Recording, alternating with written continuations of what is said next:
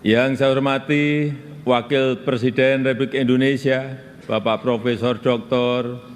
Kiai Haji Ma'ruf Amin beserta Ibu Wuri Estu Ma'ruf Amin.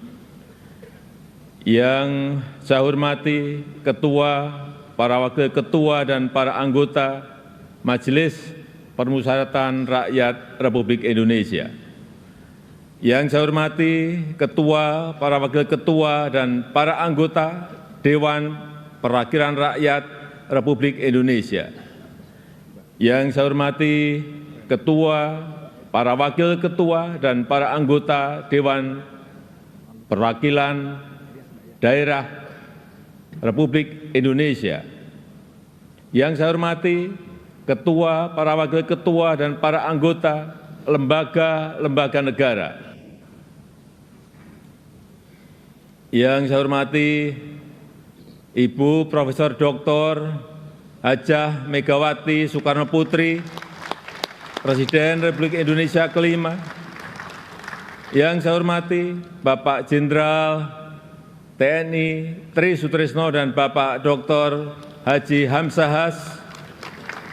Yang saya hormati Bapak Haji Muhammad Yusuf Kalla beserta Ibu Hajah Mufidah Yusuf Kalla. Yang saya hormati Ibu Hajah Sinta Nuriyah Abdurrahman Wahid. Yang saya hormati Yang Mulia para Duta Besar negara-negara sahabat dan para pimpinan perwakilan badan dan organisasi internasional. Yang saya hormati para Menteri Kabinet Indonesia Maju, Jaksa Agung, Panglima TNI dan Kapolri, serta Kabin. Yang saya hormati para Ketua Umum Partai Politik, Bapak Ibu, Saudara-saudara sebangsa dan setanah air, para hadirin yang saya muliakan. Kita saat ini sudah memasuki tahun politik. Suasana sudah hangat-hangat kuku dan sedang tren ini di kalangan politisi dan parpol. Setiap ditanya capres dan cawapresnya, jawabannya belum ada arahan Pak Lurah. Saya sempat mikir, siapa ini Pak Lurah? Sedikit-sedikit kok Pak Lurah. Belakangan saya tahu yang dimaksud Pak Lurah ternyata saya. Ya, saya jawab saja, saya bukan lurah. Saya adalah Presiden Republik Indonesia.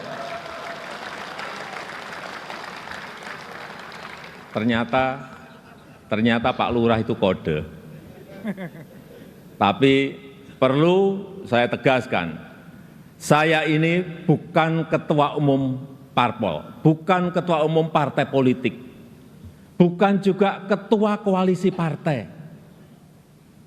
Dan sesuai ketentuan undang-undang, yang menentukan capres dan cawapres itu adalah partai politik dan koalisi partai politik.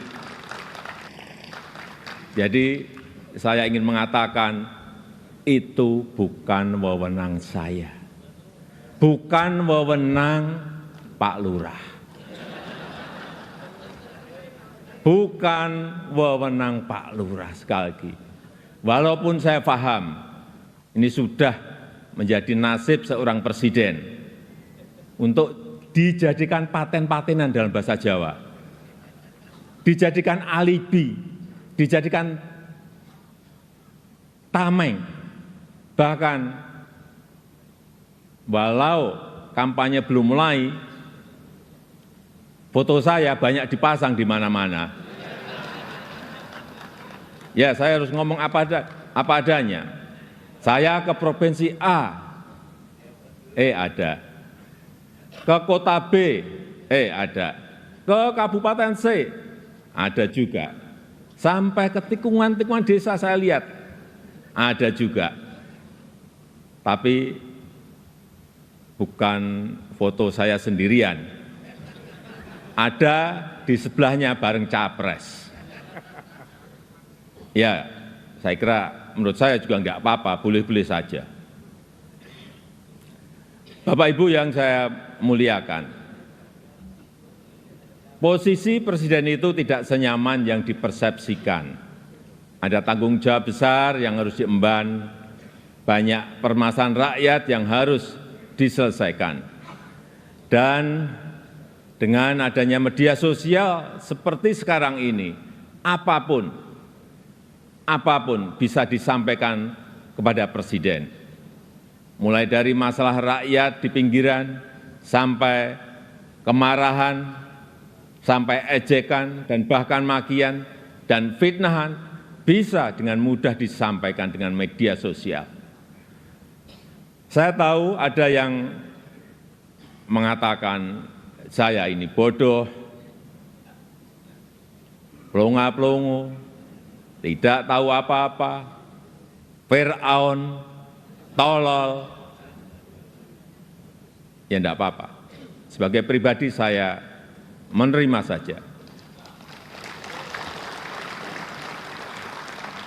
Tapi yang membuat saya sedih, budaya santun dan budaya dan budi pekerti luhur bangsa ini kok kelihatannya mulai hilang.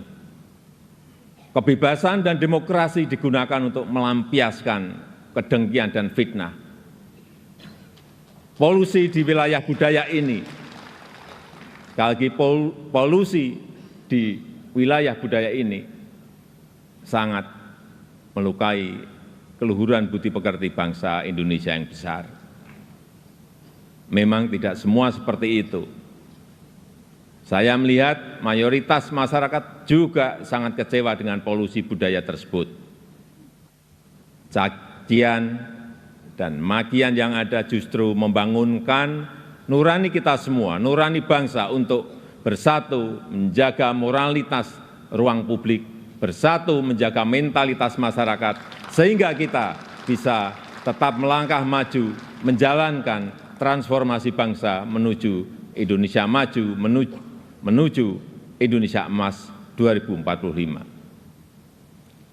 Ini yang bolak-balik saya sampaikan di setiap kesempatan, bahwa Indonesia saat ini punya peluang besar untuk meraih Indonesia emas di 2045, meraih posisi jadi 5 besar kekuatan ekonomi dunia. Kita punya kesempatan, dan tidak hanya peluangnya saja, tetapi strategi meraihnya sudah ada, sudah dirumuskan.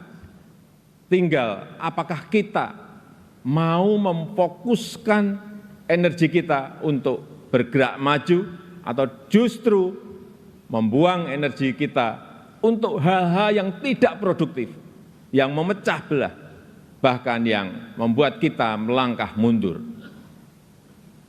Bapak, Ibu, saudara-saudara sebangsa dan setanah air, para hadirin yang saya muliakan. Bonus demografi yang akan mencapai puncak di tahun 2030-an adalah peluang besar kita untuk meraih Indonesia emas 2045. 68% adalah penduduk usia produktif. Disinilah kunci peningkatan produktivitas nasional kita. Selanjutnya, peluang besar yang kedua adalah international trust yang dimiliki Indonesia saat ini, yang dibangun bukan sekedar melalui gimmick dan retorika semata, melainkan melalui sebuah peran dan bukti nyata keberanian Indonesia dalam bersikap.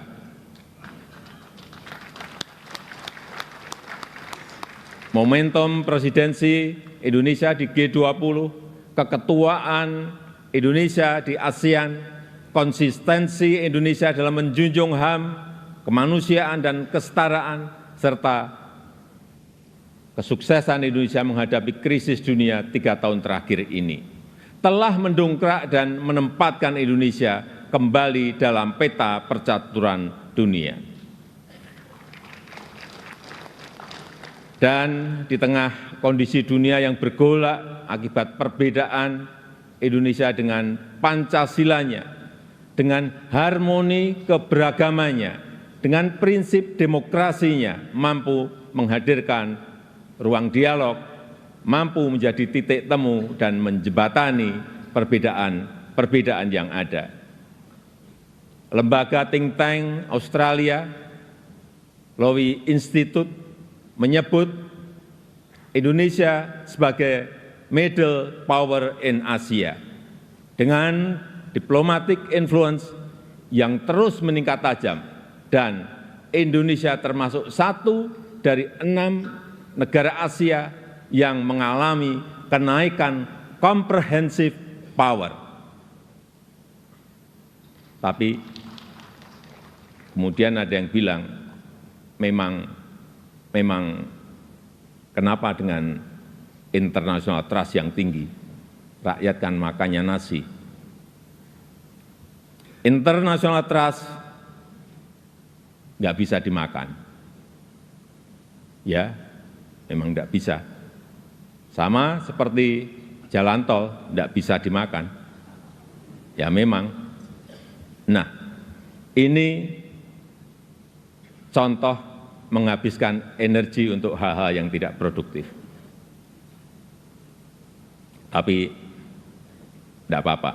Saya malah senang, memang harus ada yang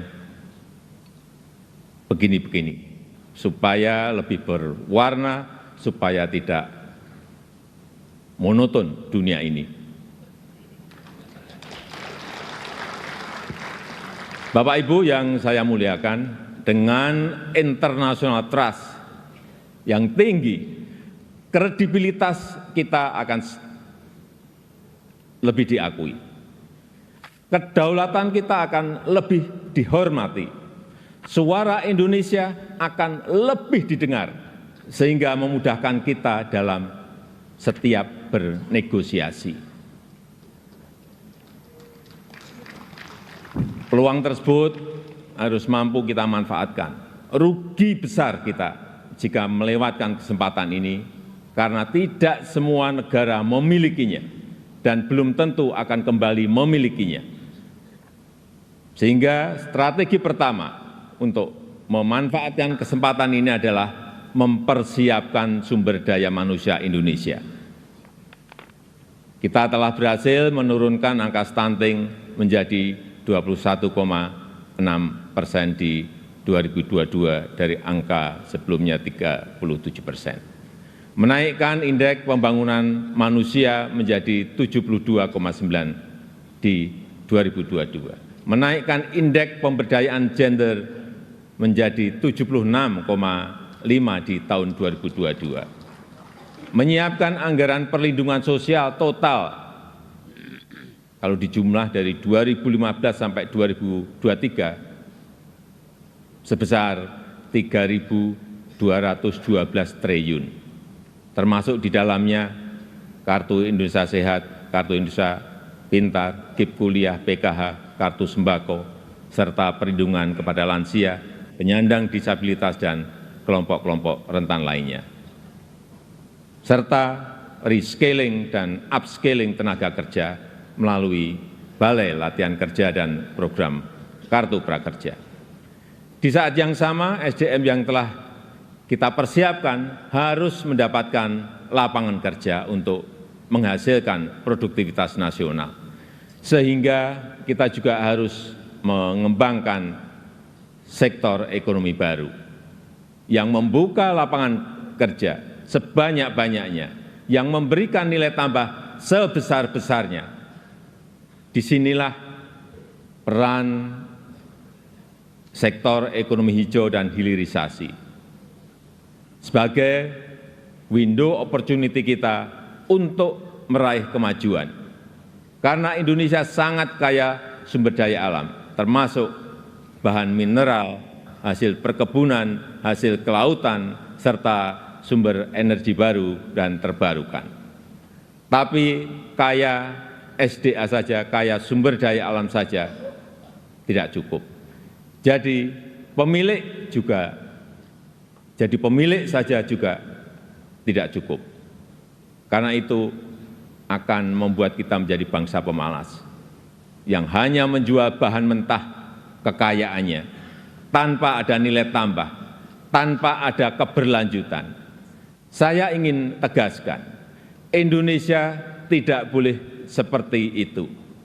Indonesia harus menjadi negara yang juga mampu mengolah sumber dayanya, mampu memberikan nilai tambah dan mensejahterakan rakyatnya. Dan ini bisa kita lakukan melalui hilirisasi yang sudah ratusan kali saya sampaikan, puluhan kali saya sampaikan. Hilirisasi yang ingin kita lakukan adalah hilirisasi yang melakukan transfer teknologi, yang memanfaatkan sumber energi baru dan terbarukan, serta meminimalisir dampak lingkungan. Pemerintah telah mewajibkan perusahaan tambang sekarang ini untuk membangun pusat pembibitan, membangun pusat persemaian, untuk menghutankan kembali lahan pasca tambang, pasca penambangan. Hilirisasi yang ingin kita lakukan adalah hilirisasi yang tidak hanya pada komoditas mineral, tapi juga non-mineral, seperti sawit, rumput laut, kelapa, dan komoditas-komoditas potensial lainnya, yang mengoptimalkan kandungan lokal, yang bermitra dengan UMKM, bermitra dengan petani, bermitra dengan nelayan, sehingga manfaatnya terasa langsung bagi rakyat kecil. Upaya ini sedang kita lakukan dan harus terus dilanjutkan. Ini memang pahit bagi para pengekspor bahan mentah. Ini juga mungkin pahit bagi pendapatan negara dalam jangka pendek. Tapi jika ekosistem besarnya sudah terbentuk, jika pabrik pengolahannya sudah beroperasi, saya pastikan ini akan berbuah manis pada akhirnya. Terutama bagi kesejahteraan masyarakat Indonesia. Sebagai gambaran, setelah kita stop ekspor nikel ore di tahun 2020, investasi hilirisasi nikel tumbuh pesat. Kini telah ada 43 industri pengolahan nikel yang akan membuka peluang kerja yang sangat besar. Ini baru satu komoditas.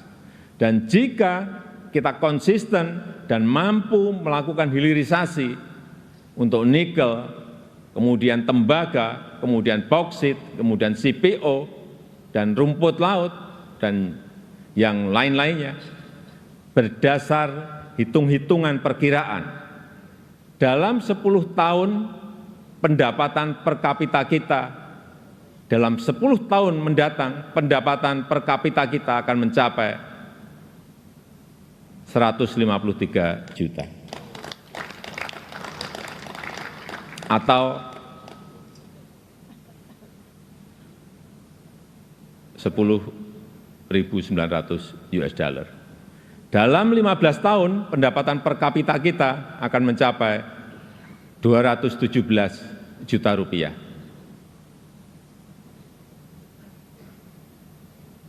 Atau kurang lebih 15.800 US dollar. Dan dalam 22 tahun pendapatan per kapita kita akan mencapai 331 juta rupiah atau 25.000 US dollar. Sebagai perbandingan, tahun 2022 kemarin kita berada di angka 71 juta rupiah. Artinya, dalam 10 tahun lompatannya bisa 2 kali lipat lebih, di mana fondasi untuk menggapai itu semua sudah kita mulai, pembangunan infrastruktur dan konektivitas yang pada akhirnya menaikkan daya saing kita. Kita tahu berdasarkan International Institute for Management Development, IMD, daya saing kita di tahun 2022 naik dari ranking 44 menjadi 34. Kenaikan ini merupakan kenaikan tertinggi di dunia.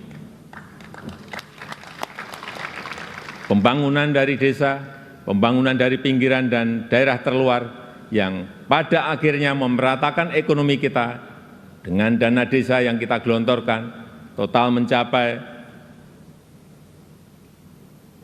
539 triliun dari tahun 2015 sampai tahun 2023. Konsistensi reformasi struktural, terutama penyederhanaan regulasi, kemudahan perizinan, kepastian hukum, dan pencegahan korupsi, semua itu menjadi modalitas kita untuk meraih kemajuan. Oleh sebab itu, saya berulang kali menyampaikan kepemimpinan ke depan sangat menentukan masa depan Indonesia. Ini bukan tentang siapa yang jadi presidennya. Bukan itu. Tapi apakah sanggup atau tidak untuk bekerja sesuai dengan apa yang sudah kita mulai saat ini. Apakah berani atau tidak, mampu konsisten atau tidak. Karena yang dibutuhkan itu adalah nafas yang panjang. Karena kita tidak sedang jalan-jalan sore, kita juga tidak sedang lari sprint. Tapi yang kita lakukan harusnya adalah lari maraton untuk mencapai Indonesia emas. Bapak Ibu yang saya muliakan, tantangan ke depan tidaklah mudah. Pilihan kebijakan akan semakin sulit, sehingga dibutuhkan keberanian, dibutuhkan kepercayaan untuk mengambil keputusan yang sulit dan keputusan yang tidak populer. Oleh sebab itu, menurut saya, pemimpin itu harus punya public trust, karena kepercayaan adalah salah satu faktor penentu bisa berjalan atau tidaknya suatu kebijakan, bisa diikuti atau tidaknya sebuah keputusan. Ini adalah modal politik dalam memimpin sebuah bangsa besar seperti Indonesia. Selain itu, seorang pemimpin juga membutuhkan dukungan dan kerjasama dari seluruh komponen bangsa. Oleh sebab itu, saya ingin mengucapkan terima kasih kepada pimpinan lembaga tinggi negara, para ulama, para tokoh agama, para tokoh masyarakat, dan para pemimpin adat, kepada guru, budayawan, tenaga kesehatan, dan awak media, kepada partai politik, politisi, aparat pemerintah dan TNI Polri, serta kepada seluruh lapisan masyarakat yang telah memberikan dukungan selama ini. Saya juga menghargai upaya MPR dalam memperkokoh fondasi kebangsaan, meningkatkan pemahaman ideologi bangsa, mengkaji substansi dan bentuk hukum pokok haluan negara, serta menguatkan kerjasama internasional untuk berkontribusi pada pemecahan persoalan global. Dukungan DPR juga sangat luar biasa besar dalam mendukung reformasi struktural, mendukung upaya perbaikan tata kelola pemerintahan, menghindari penyelewengan pengelolaan keuangan negara, dan mempersiapkan pelaksanaan pemilu serentak tahun 2024. DPD sesuai dengan kewenangannya juga telah aktif menyerap aspirasi masyarakat daerah, berperan dalam penyusunan beberapa RUU, dan juga melakukan telaah terhadap sistem tata negara kita. Kontribusi BPK juga sangat signifikan dalam mendorong pertanggungjawaban anggaran serta perbaikan berkelanjutan program prioritas nasional.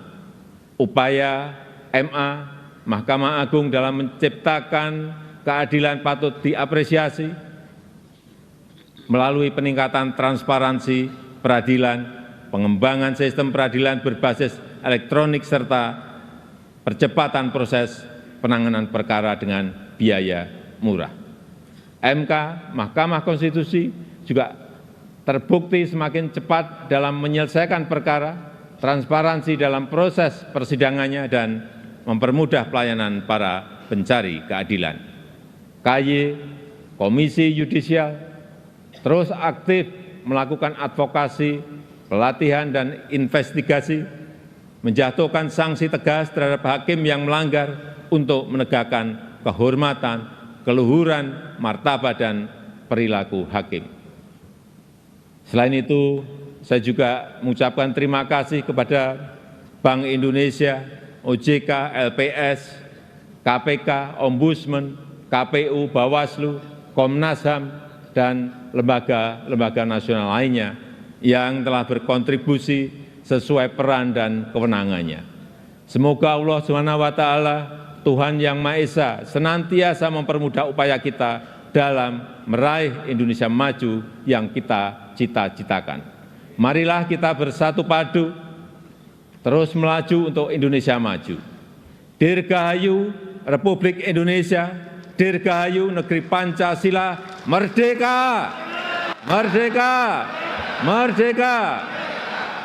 Terima kasih. Wassalamualaikum warahmatullahi wabarakatuh. Om Santi Santi Santi Om. Namo Buddhaya. Untuk informasi, yang saya pakai ini adalah baju adat dari Tanimbar ke Provinsi Maluku.